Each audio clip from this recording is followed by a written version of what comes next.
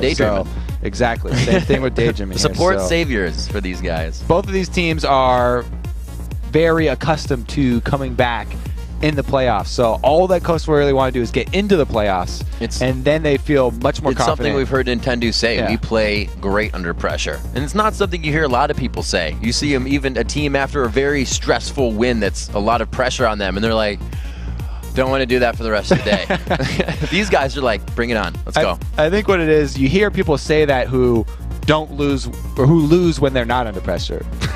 So other people, like Cloud9's not going to say that because they win all the time. So they win when they're under pressure or not under pressure. But since Team Coast are not winning when they're not under pressure, they're going to have to say that.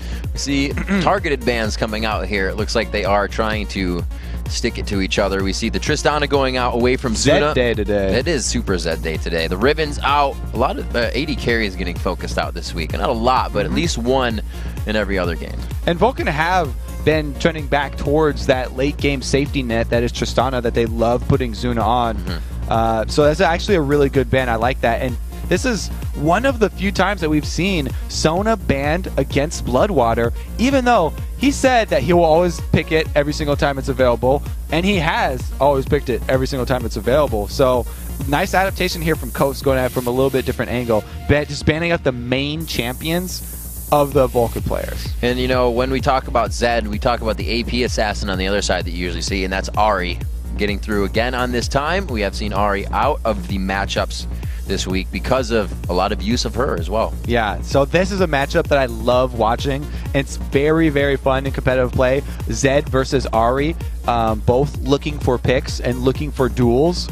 It all depends on the skill shots from Ari, because like while Zed will go in with a death mark, his landing location is predictable. It's the same time. It's the same place every single time. So if the Ari is quick enough, you can use your ultimate to dash back and throw out a charm and hit the Zed every single time to lock up their combo. But if you mess up a little bit, just 1 millisecond, Zed can burst down an Ari very quickly because she's so squishy. So it's very fun to watch. We'll see what happens with the picks. Zyra and both Zach being picked up. A few of the Z champions coming in on the side. So we got 3 Zs in here for Vulcun. Zyra, Zed, and Zach. It's a, you know, this is a similar comp to what we saw last game here. They've got the disengage there from Zyra for their other 4-man squad, and then the opportunity to go for the re-engages with elastic slingshots if they do go on the offensive. See what they have. Ashe. Oh wow, we could have initiation. Maybe they don't. We haven't always seen if somebody picks Zyra, they pick Ashe, right? We saw even Cloud9 start to switch up that combo, which actually made them falter in lane because the composition is so strong together. It's like a taster's choice, something that everybody looks for. And what Vulcun are looking for, with already starting out with the Zed pick, having that duelist and having that opportunity to go with the 4-1 split push, is with your 4-pack, you're always looking to be able to just kill minions very quickly, and also deal damage to turrets, which Caitlyn does both of. The Peacemaker, as well as her long range, are great for that. We'll have to see. We haven't seen a Lulu in quite some time. This will be interesting. We haven't seen a team fight with a Lulu. We know what she does. It's kind of like, I always like to think her not as a better Janna, but just a Janna, a tiny Janna. You got the shields, you got the slows, you have an ultimate that's going to save some people. This one's a knock-up, not a knockout. We do see the Kazakhs coming in here, which may mean that that goes on to Nintendo in the jungle, or we have seen Zion Spartan play him in that top lane.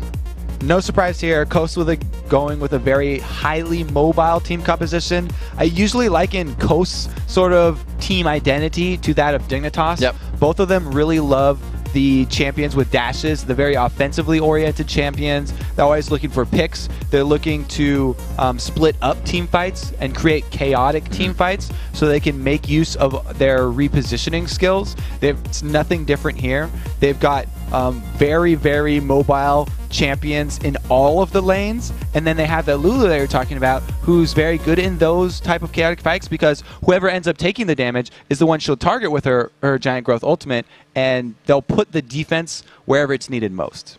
It's going to be interesting to see how these lanes act. Definitely expecting the 2v1s to happen here. Without Bloodwater having a Sona, that lane has to act different. You don't have sustain from your support coming in, so the trade in damage always has to be in your favor. We may see that being played a little bit different from Vulcun without that heal there. And while Caitlyn still has, a huge advantage over all other AD carries in lane, it's going to manifest itself in a little bit different way now.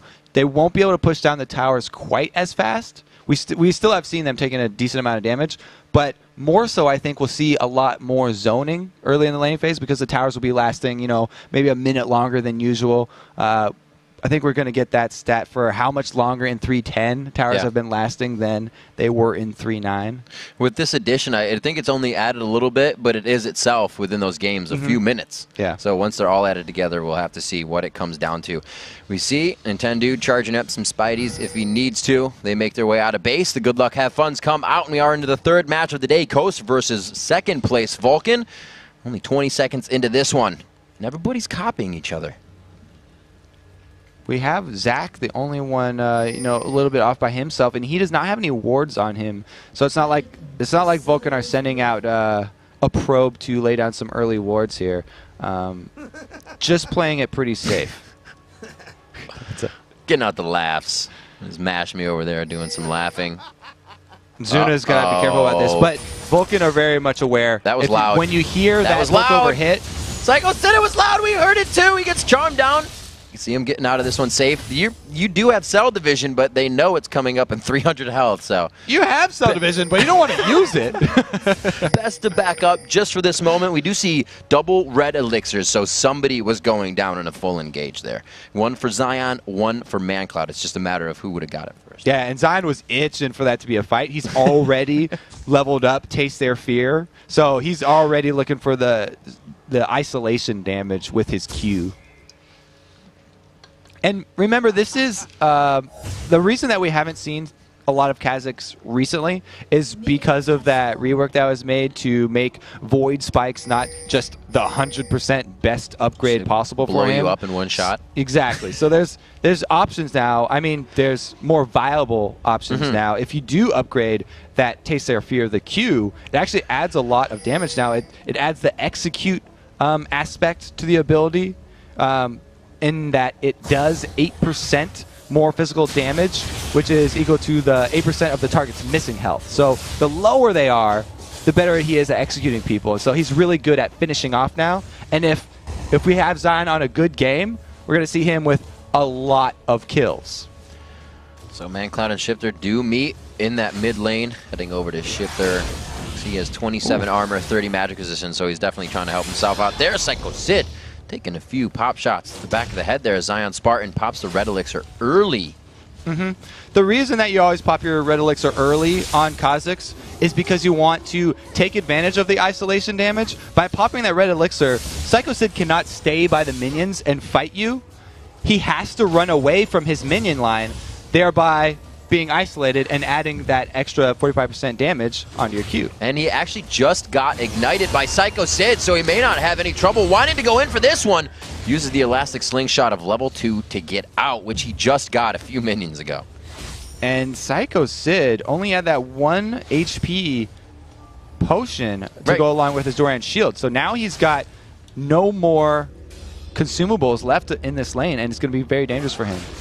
Oh, Nintendo Dax makes this run. They do see him. Psycho Sid also saw. So we have, Nintendo Dax over the wall.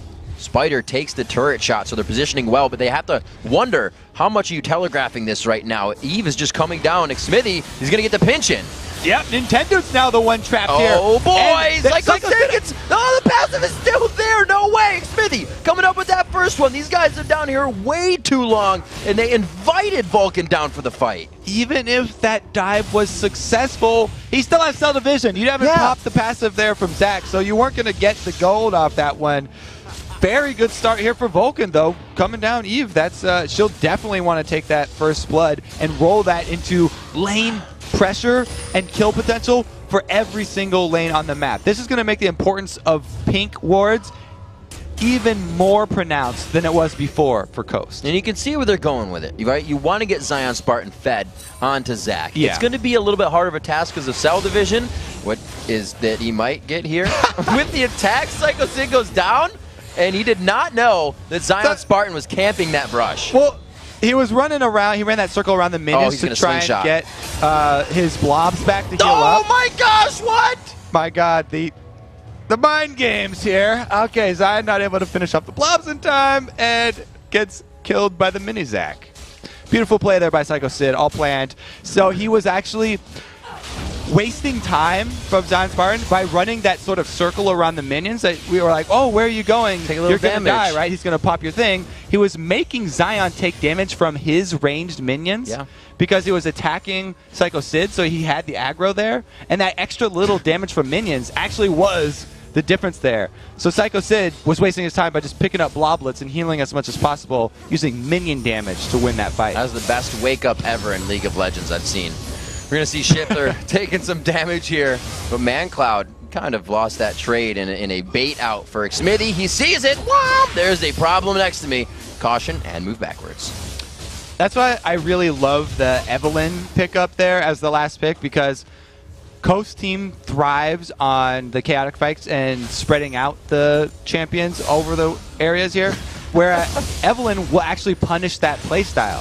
If you don't have wards over all these different spots you're trying to pressure as Team Coast, then she'll be there when you least expect it and make you pay for it.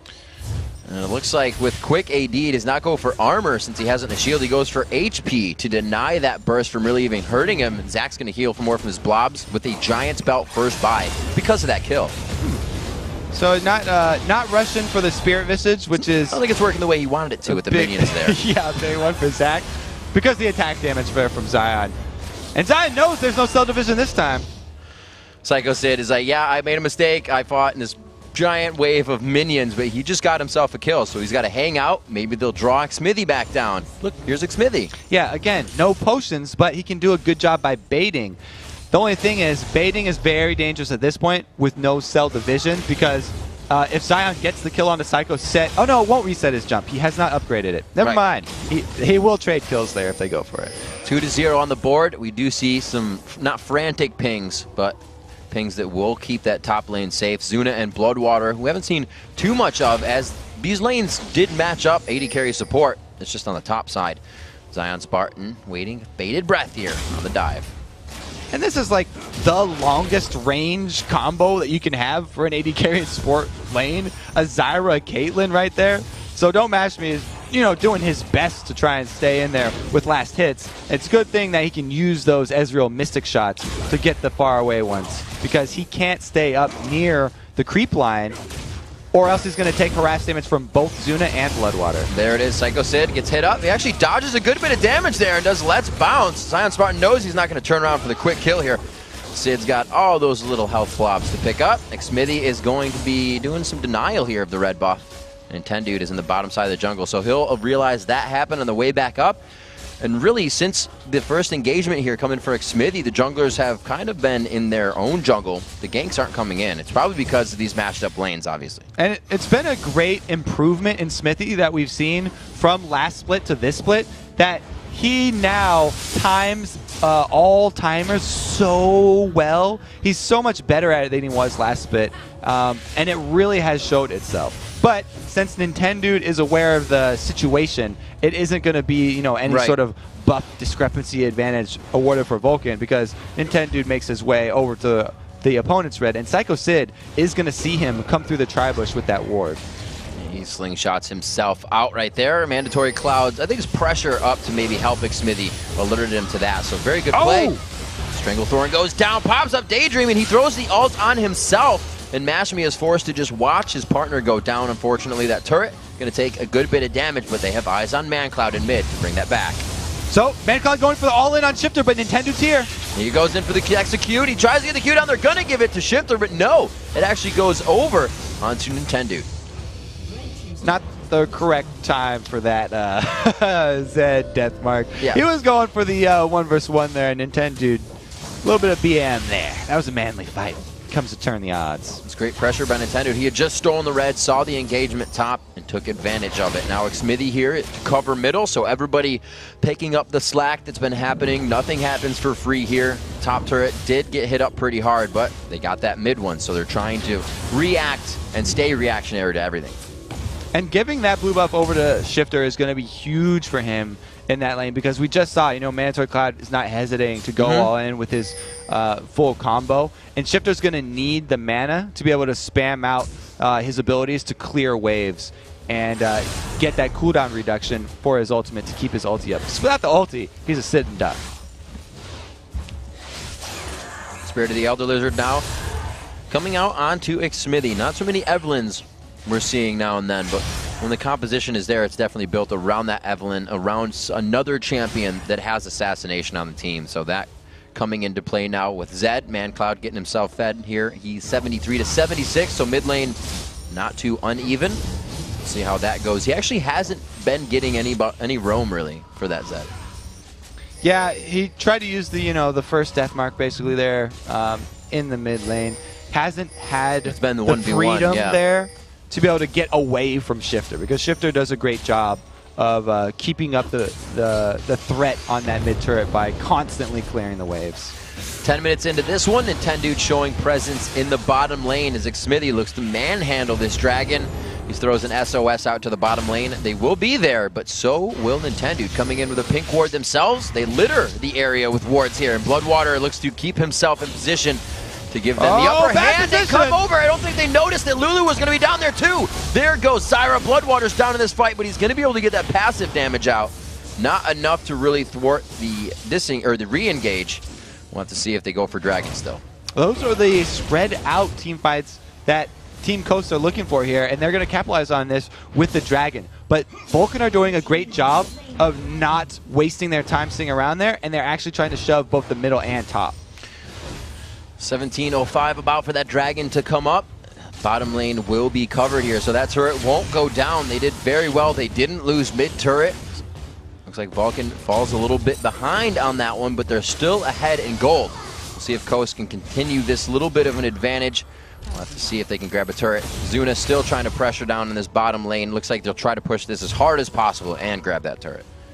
With that ace in the hole, it means Nintendo's going to recall here. Yeah. And the Caitlyn, Evelyn is not going to leave, so they're going to continue to try and keep up the threat of taking down this bottom turret.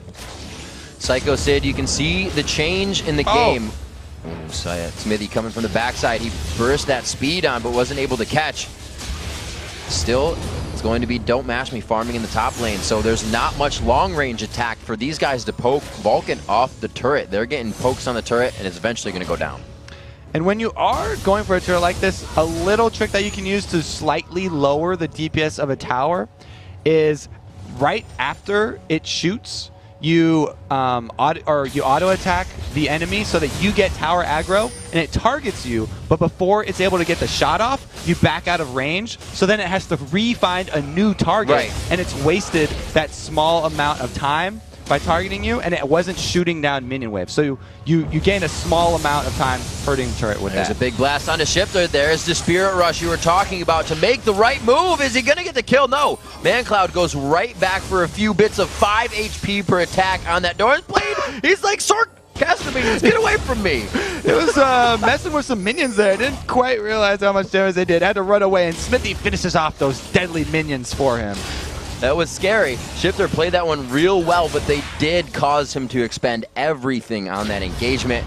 ManCloud still has Flash Ignite, and Eve came in using nothing on that. So they have a pretty good aggression, or they're setting themselves up for good aggression in mid. Another Arcane Barrage going There's through what the they were map looking here. for in the bottom lane. Suna does finally get that. So that's going to be the second perimeter turret for Vulcun, while Coast have yet to take a building. That also means Vision Kobe, so it's going to be Vulcun feeling a bit more comfortable as they move in, and those Dragons are going to be a little bit more easy for them too. And when you don't have that vision, it makes this type of team composition that much harder to execute. It hurts. Because they're looking for all of these spread out champions and looking to make use of their mobile kits. They have to have the vision of the enemy team to choose good engagements. Otherwise, they're going in blind and they can get counter-ganked very easily. So 14 minutes into this game, we take a look at the inventories and see, you know, what consideration comes into building a champion. We've seen a lot of Zacs going straight for the Spirit Visage, but up against this 80 carry team, this 80 damage team, I should say, of Zion Spartan, of Ezreal. He's going for Sunfire Cape first for that armor. Yeah, his lane phase was so close with Zion that he couldn't afford to go magic resist items. You know, even though he'd love to have a Spirit Visage, you're going to build armor when you're going up against the Kazakhs. A little bit of a tussle in the top lane. Zion Spartan forced out. Nobody gets golems on that one. They're happy to stay alive too.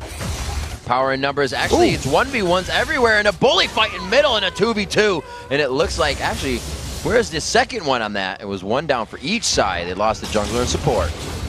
Psycho Sid going in on Zion Spartan here. One after the other. Psycho Sid trying to just get in and out, denying attack vision from Zion Spartan. He heals himself up. Shifter looks like they're going to have eyeballs on this match. He says, guys, we got something going on over here. Polymorph onto a Smithy. Gets hit with a Mystic Shot. Flashes the True Shot barrage. At this point, that's near a 400 damage nuke. So he stole away the blue, but he did have to burn his flash for that. Actually a decent trade. And, I mean, how come it's always the Zyras that these Aries are picking on?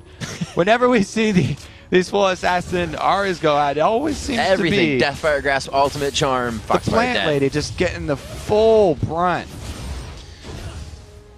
Looks like they will continue to go at it once again. Shifter waiting for his ultimate to come back up, still waiting on those summoner spells as well, so you can see how cautious he's playing. And here's that engage. Yeah, let's look at that Ari on Zyra violence, because it just makes you feel so bad for him. Ari's so good against Zyra because her Spirit Rush enables you to easily dodge the skill shot, Grasping Roots, and get out of the ultimate, the Stranglethorn. So that's why they're always able to pick on those pesky plant ladies. The 2K gold lead, 2.4K coming in here. 4-3 in turret, or 4-3 in kills, and 2-0 in turrets. ManCloud getting a split push on the bottom lane. One of the games we have not seen teleport in, so these split pushes have to mean something. You're not just going to teleport into a lane. It's going to be a fight. And Vulcun are the ones that are happy with fighting right now too. They're the ones that are going to be looking to rush it. With all the perimeter turrets going down, they'll now start to exert their control on this coast base. I figure at one point Psycho Sid and Zion Spartan are just going to be like, no, we're not even going to try. Just farm what's next to us and walk away. Zion Spartan finally backing there, so Psycho Sid may get some alone time with his top turret, but he has a Xmithie to help. Well, during all these fights, Zion Spartan's using a lot of single target damage on Psycho Sid, but Psycho Sid's got his cape burning and his W also popping minions. So he's been farming up a lot easier with these constant fights with Zion than Zion has. There's level 2 coming in for Zion Spartan on the ultimate. It looks like they want to engage onto this. Psycho Sid goes for Let's Bounce. I thought he was actually going to hit the slingshot first, but he says this is going to keep me alive. Here's the passive coming up from Cell Division. No, he does not go down yet. He is still alive as he heals himself. There's the Cell Division. Xmithie needs to get out right now. He gets exhausted. They want that transfer. It goes over to Mashme. He's now got red and blue, and that is not looking good, but it's looking like a double kill. Good for them. Perfect. This is hope for Coast right now. This is exactly what they need. They've drawn the kills back to even, and they've got the double buff Ezreal ready with an Infinity Edge just completed. It's not something you hear every day in Ezreal building an Infinity Edge, but it's going to work, and there it is. He actually throws out some damage from that last Shadow, but I think the Ignite got him as well. So the Ahri Assassin here for Coast, looking to pick off the support of Vulcun. And then Mandatory Cloud says, I can do that as well. Takes out Lulu. A good answer right there so that Bloodwater doesn't feel so sad. And now Shifter's looking to go for 2! Oh, the grasping! Oh, wow! Stranglethorn pops him right up, kept him in the place. He could not activate another Spirit Rush with a Stranglethorn on just before that. True damage can't take out an Intendude, but Coast is reacting and adapting very well right now. That's what happens when both teams are running the Assassin duels here. All the supports have to be very careful. So we see what Mashme's building here. This obviously tells you, and people knew this, that you don't have to go blue Ezreal. Why don't people build the Infinity Edge more often than not? Infinity Edge is more consistent damage for your auto attacks and stuff, but the blue Ezreal build is so popular because of the kiting ability that it adds. And they don't really need that right now since all of their champions are so mobile. They've already got plenty of means of jumping around the team fights and repositioning. What they need is more damage to get the resets for Zion Spartan. They have to make, they have to build all offensively here because they need all of their team to be able to burst down whoever they do happen to catch out. And in a fight like this, we're going from Coast on to Vulcan. Zion Spartan wants to jump on somebody, but how do you keep them from jumping onto you? Where is your focus when you know Zed's going to the back line too? How does Zion Spartan react to this fight? It's going to be, Ezreal, you're on your own, buddy. If Zed's going to come for you, and you have to be able to deal with it, because Zion's going to be looking to go offensive. Right. If Zed jumps in, they all kill Zed. That's the easy target. They're looking for those squishy targets. So Zion, if they do have that Zed come in right at Ezreal, an Arcane shift back into the team will allow the rest of Coast to just jump right on Zed and blow him up. See if they can get this to work in their favor. Easier said than done. The Let's Bounce goes up. A good amount of health on the turret isn't going to allow for an initiation. That's because in the top lane and the bottom lane right now, pushing in, Vulcan has themselves at the front door of Coast Base. Now, can Vulcan keep some of these recalls from going through? Because they are going to get the bottom inhibitor turret here with only a couple more attacks. And they're going to actually pinch on the way back into this. Pings go down onto the Baron, and that's actually Shifter is thinking that this might happen. They're saying, stop Vulcan from getting back. Kill Zuna right now. Zion Spartan has that in mind, gets that for himself. Looks like he's upgraded as well, so the resets will be coming in if the fight continues. Shifter doing what he can to stop this. Very, very risky play here from Vulcan. They decided to have him sacrifice himself, and they actually lose 2 kills without getting the Baron.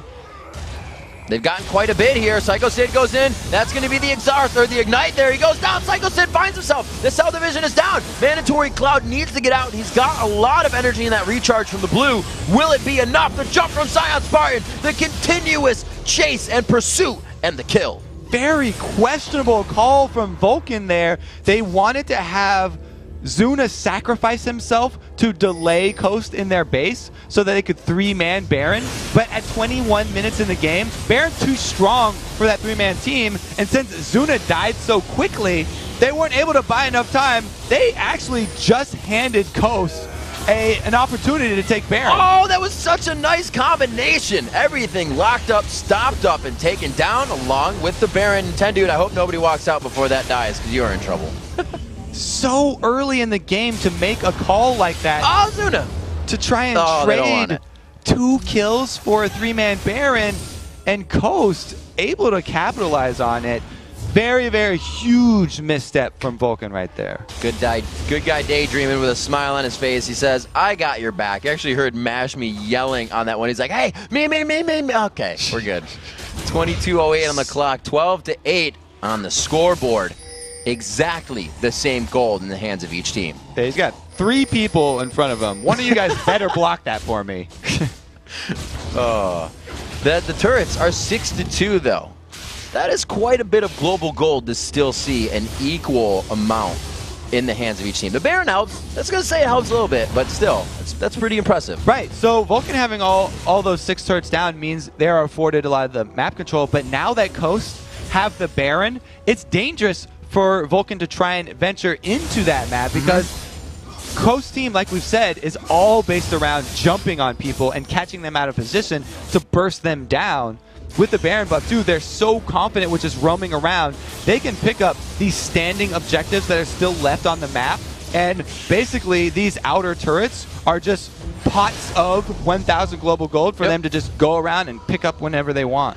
Yeah, like you said, those objectives, not quite the map, the map close objective free. Well, with the waves they're getting, with all the gold they're accruing per push on these turrets, I'm sure it's near that 1,000 gold. Not even to 25 minutes into this game, and this is where we've usually seen it. Both teams have a few of those second-tier turrets down. A huge push from Vulcan, we have to remember, got them that bottom inhibitor turret, which leaves it open. Baron's down, so that is an advantageous spot for them to go, because there's nothing to worry about halfway across the map besides their base. Exactly. Now that Coast don't have that much territory to worry about defending, it makes it a bit easier for them to rotate, and they're able to successfully stop Vulcan's top and mid lane's push there, while allowing Don't Mash Me to get some more money down in that bottom lane. And with his Ezreal combining that Infinity Edge with a Blade of the Ruin King, he now also has that disengage that he was missing from going blue Ezreal build in that active from Blade of the Ruin King. Interesting to see the builds. No crit, He has the attack speed in there, the life steal in there for Mashme, really just feeling out his own build. Like you said, as the team is going to be doing their own thing. They're comped together, but they're individual when these fights happen. Seeing the other side, it's going to be the Phantom Dancer and Infinity Edge coming out for Caitlyn, what you would usually see as well. And it looks like he's also going for that magic resistance so he can get himself sashed out. So Coast here, they're opting to leave that outer top turret up and instead make the pressure on this inhibitor turret because they want to make use of this Baron buff right now in an exchange. But we won't see them engage in a tower dive because they have no real tank. Everyone's built around assassinating people, and even though Nintendo's built a bit of life, he's not tanky either as the jungler, which is normally where it comes from. So they don't want to do a hard dive. They would only go in on something like a very fortunate skill shot to hit from either Shifter or Nintendo. We talked about it last game, Kobe. It can look very good for a team, but once you get it to the front side of these stairs, you are choked into that funneled in engagement, and it's so much harder. Turtling becomes easier for that team that's on their heels, and the engagement becomes, like you said, it has to be that jump over, but that means both back lines are going to be in danger instantly. Right, and if Coast do get that pick, well, there we go. CST jumping in. Right to the back line, as we said before. We can see Mancloud and Bloodwater also transferring to the other side, and they're trying to peel as well as fight. Daydreamin throws down the Wild Growth on himself, and it is going to be Xmithy popping down the crowd control stopper and putting down the kills as well. 12 to 10, 26 minutes even on the clock. Vulcun gets themselves out of their base with a few kills. No tank for Coast, and also no more Baron buff. That one wearing off means Vulcun not having any of this siege up outside of my base. Great job by CST jumping right into the middle because, like we said, there's nobody who could take any amount of sustained damage. And Cloud still pushing in that bottom lane. Vulcun trying to pressure the advantages they have. Right now, it's that bottom lane across the river. That's what they're looking for. Things where they can pressure, don't have to ward too much because they don't have that money. Maybe just got it off the Dragon. They're going to start setting up a bit of a security system before they can really make it outside their base. And that security system is going to be a plethora of wards. That ward network that they're going to want to set up is what's going to allow their Ahri and their Kha'Zix to go for those pick-off isolation moves. Coast have to be the ones starting out the fight and catching someone off guard with one of their crowd control moves. They can't be the ones on the receiving end of an initiate. Like we just saw in that last team fight, if it's Vulcun who are starting it off and Coast have to use their dashes to run away, then they've got nothing left to deal damage to the high priority targets of Vulcun. Xmithy using that Dark Frenzy to get himself around. They know that Baron is coming up in a scary minute. That minute can actually mean quite a far run. It's about 10 seconds with tier 1 boots to get from lane to lane as an AD carry. So with these right now, Dark Frenzy can get him back up top. That's why he can play a little careless here. But the team is staying in position to not let that go. Coast, 3 vision wards set up for this Baron coming in 40 seconds. Yeah, they're prepping for this one very early. They would love to have Vulcun start out on the Baron and then trap them inside the pit so that they can actually pick out their targets and go on the offensive. Oracle's getting cleared out, heading over to Bloodwater. Oracle on him, Daydreamin', Oracle on him as well. So keeping the support safe in the back while helping them to roam around. We all know your team asks you to go ward, you get caught. I was warding. Power in numbers, stay with your team. Neither of these guys are taking their hard hats off for the remainder of the game. 28 minutes in. It's pretty much with these turrets being so close, one inhibitor turret down and the base open for Vulcun. The next fight means a big sway in the game. Now, Vulcun, during that last minute, just kind of hovering around the mid lane, but with Baron not even up, the move for them is to move as 5 to push in that bottom lane. Because of that missing inhibitor turret, Vulcun have so much power on that side of the map, they can force Coast back into a grouping up position where their composition does not shine. slowly dictating this fight down the mid lane. They're saying, we don't care where you are right now. We are going to try to take down this turret with the utmost of force. Recall. You saw that recall in the top lane starting, which means that's going to be 8 seconds until he gets back to his team. And they are going to be able to push this off alone. Seeing Psycho Sid throw himself in from the left side. Nintendo's very low here. And any more of an engagement could mean a Baron attempt. Nintendo is so squishy. He does not have very many resistances at all. He went with the spell penetration build on top of his Ancient Golem Spirit right there, and then upgrades the boots into Home Guards, which doesn't add any stats. So him taking all the damage up front here makes him a non-factor. He has always been running away from the very beginning of all the fights. And now he's going to have to start this fight at a third health.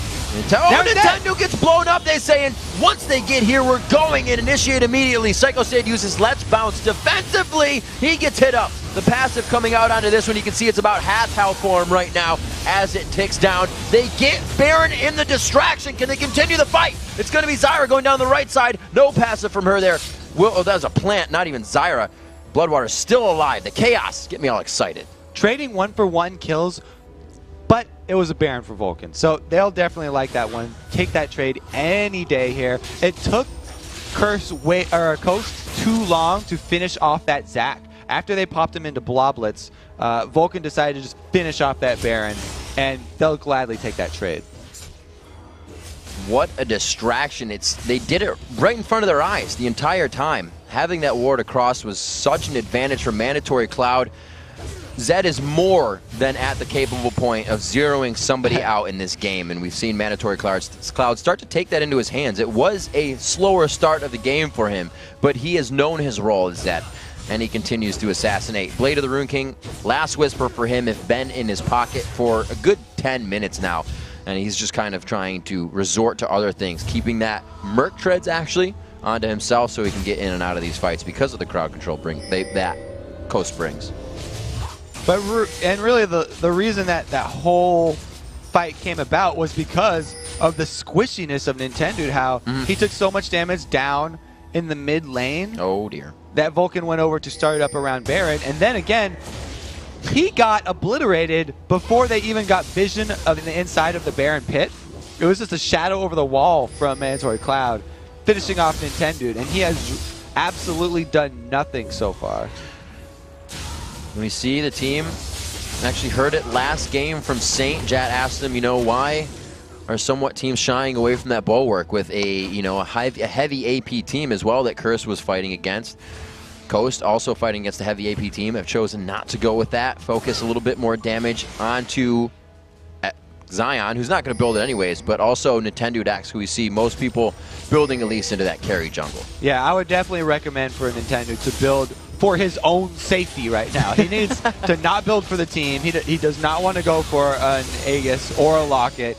He needs to build very selfish defensive items at this point.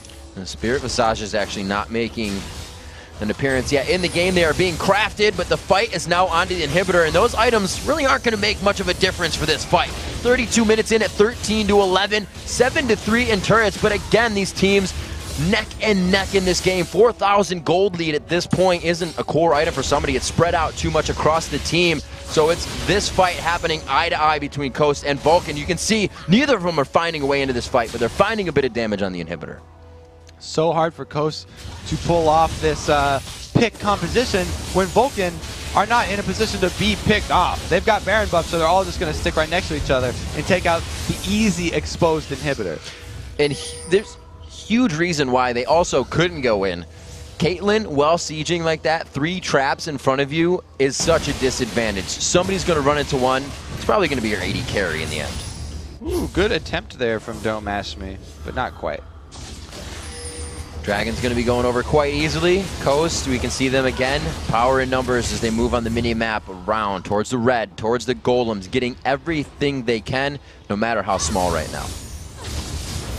It's interesting to me that Coast have stayed with this type of team. Even as the game is evolving, it used to work. It worked back in the the end of the spring split, where they have all of their members build offensively. But if you have no central point of focus to take damage, anyone that's going to receive any of the opponent's abilities, then you don't perform well in the team-based fights. It seems like the success is always for the teams that build their compositions more like, you know, you would see in like an MMO where you've got a tank and then you've got, you know, the DPS healer. and you have a healer and you have ranged DPS. And so if you get the feel of just a more balanced team, then those are the ones that are going to have the advantage in this stage of the game. Coast's stage of the game where they can, you know, roam the map and pick people off and make use of all this damage that they've built has pretty much passed by right now. They're forced to group up now, and that's not where this type of comp shines. It kind of comes into the factor of whatever you put that comp up against, it has a little bit of the best and the worst. You're not heavy on one side. And that's what allows them to keep it consistent, keep their turrets 4 ahead right now. They are down in kills, but that map pressure is going to start allowing them to do whatever they want. And when you can dictate the game, that's when you know you have the other team in the palm of your hand. And they're just going to go ahead and pressure both of the remaining inhibitor turrets. And since they have Caitlyn and Zyra as well, actually, they can get a lot of auto attacks off on the turrets just in every cannon minion wave. That will buy them a few shots from each of those champions. And they're taking advantage of it right now very well. Ahri is actually the best choice here for the minion clearing champion because with 3 ticks of Spirit Rush, she can easily join the fight either at the top lane or the mid lane. There it is, Zyra throwing out the hard crowd control. You have to consider Zyra really the only one with a hard crowd control. Everything would, you know, consider soft as you get bounced around, but it's enough to stop all 5 members from trying to constantly engage. They have a Zion Spartan jump into Wild Growth. They have an Nintendo X repel to Wild Growth with much follow-up, but they can't find it in because of Zyra disengage. Yeah, Coast, they don't want to fight a full-on 5v5 right here. What they want to do is catch Vulcun out on a bad rotation, because Vulcun are rotating around the different lanes to keep up and get auto attacks off on the turrets. It's up to Coast to pick somebody off on one of those rotations down. All across the inventories, presence coming in. Zanya is now in the hands of Shifter and Xmithy. So you can bet Xmithy is going to want to dive into that fight even harder and more reckless. There's the average time as we approach it. Vulcan's got about a minute to go on that. And we just hit the Coast average game time. So both of these teams with the same, not focus, but kind of realm and clip of gameplay as they go into it. If a good thing happens, they take it slow. If a bad thing happens, they also know to take it slow. And we're about to see the next Baron spawn. 5 more seconds here, and the 2 wards that Vulcan left early are giving them advantage of Coast, giving them vision of Coast right now. So they're going to be aware of this, and I wouldn't be surprised if Vulcan tried to do a bait over into Baron instead of trying to force this one down. And something else we've seen in Super Week is that teams... Sunfire Cake means they are going to start it. Oh, they kind of have to. We see something else in Super Week is that teams are using Baron more and more to engage fights, knowing that it has to draw your opponent to it. Before, we just see him walking around it and then disengage. And what they've gotten is this giant blue blob up in the bottom side turret. Since it's a side lane with those super minions, that minion wave left to itself will take out a Nexus turret. So all they have to do is continue to put the pressure on this Baron and force Coast into a bad spot. That's something we actually don't talk about very much is the length of the lanes. That middle lane being the shortest one is the hardest for minions to take down because you get double turret shot. The side lanes are direct to the turret. Exactly. The second turret for the Nexus doesn't start shooting the minions as early. Right. So it can take them out themselves. We'll have to see. I think it's going to be straight down the middle on this one for Vulcan. Cloud on the backside. Looks like he gets caught up for a second there. Polymorphed as he went in for an ultimate as well, and he is going to be able to do some damage before he goes down. Those death chambers at 60 seconds, and Coast looking pretty good off the end of that one. Yeah, they caught somebody out. That's exactly what they need to do, and it was one of the highest damage potential champions that Vulcan had. That was basically as good as it can go for Coast. I would have taken that ultimate, actually, and let somebody have it, because now the cooldown resets. Who knows, though? They're still going for Baron, so maybe I'm wrong. No, they're just not. They're going to do wards. I am wrong. We'll see how wrong I am. I'll just keep saying it. You are right all along, Rib. Genius. They're going to go burn this one down as Coast all recall. They were just waiting to see if they were actually going into base here. Don't Mash Me could go for a miracle steal, but it's no vision. Very, very, very difficult. After all of that, they take one away. Mash Me saying, I think I'm missing. Let me try again. Well, he keeps hitting those plants, so he thought Baron was still up. He was like, oh, I'm hitting Baron still. Let me keep throwing those in. 40 seconds. That's not it. 40 minutes on the clock is how we tell the time. 60,000 gold. Well, 60 and a half right now to 54 and a half. So the gold lead very much so in favor of Vulcun. It's not increasing too much. It's only gone up about 2K since we last called out the goat. It was about 5 or 6 minutes ago.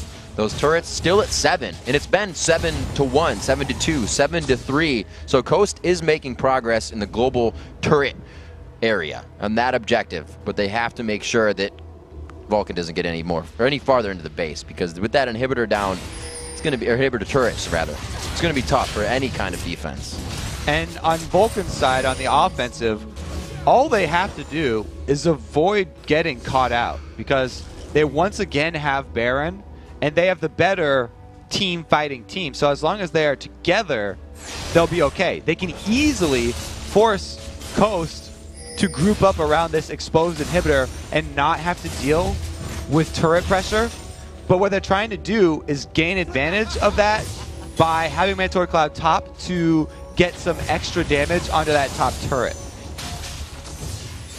Seeds, everything being placed over the wall so they can see. There's a plant. Mash Me gets the plant, holding off everything they can. More traps are probably going down this bottom lane. You can see Zuna has already set up one.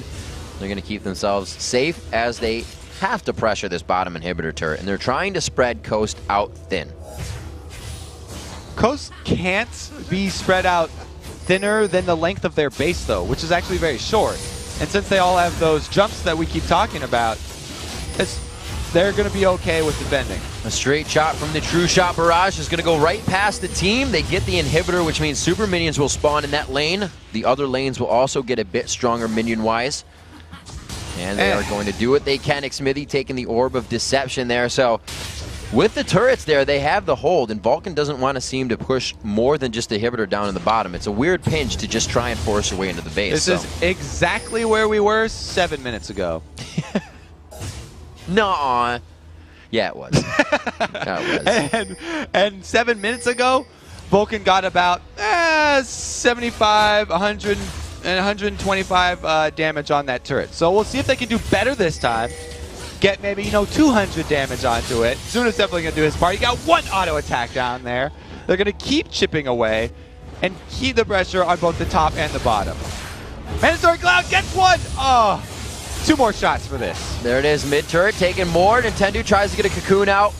They are playing the waves very smart on this one. Vulcun is really just using everything on the map to their advantage. They try to go in fast to speed up on his Ion Spartan. They turn around and they get the ulti from Xmithy. He still has Zanya's. Will he decide to use it in this fight? Noticing he's not taking damage, he tries to play it carefully. They back off. They look to be able to get the kills here. He forces the flash Zanya's, and I think you're going to go down after this one. Yeah. It still was a good freezing Zanya's right there. Nice move. Psycho Sid still chasing on Shifter, even though he has no life. So oh, the vision what a shot! He had the war, but it still looked good. Beautiful shot with that sling shot. Dennis the Menace would be proud. 43 minutes into this game, 15-14. The kills are coming into play. Too little, too late, I believe, though. Finally breaking that stale 7 turret mark. They take 2 more. There's only 11 on the map, as we say, and those 2 stand in front of the Nexus for Coast. Congratulations to Vulcun. Another win. It doesn't look like they're going to let up at all during Super Week here. They are looking to go into... Ooh. He's doing what he can. They popped the cell division there. Valiant effort there. Coast putting out the last bit of damage. Daydreaming giving a good chuckle from Lulu at 43.5 minutes into this one. A 15-15 score. The gold lead took an astronomical jump there at the end of the game as Vulcun figured out how to get through the front door of Coast Base. Vulcun really looking to head into playoffs with a lot of momentum. They're on a nice streak right now, and they want to keep their spirits up and keep it going just how they've been playing all so long. They didn't do it this time, but there we go. Mandatory Cloud with that. I got some Zach. You hear the Smithy do it. Vulcun all the way you can see. Intend dude. Yes. I think that's what he said. We'll have to see what happens. So that means that CLG earns a playoff spot with this victory that Vulcun brings under their belt. I'm sure that's going to make them quite happy. So it's that loss to Coast means that Coast can't take it away from CLG, and they're definitely happy to have that one secured.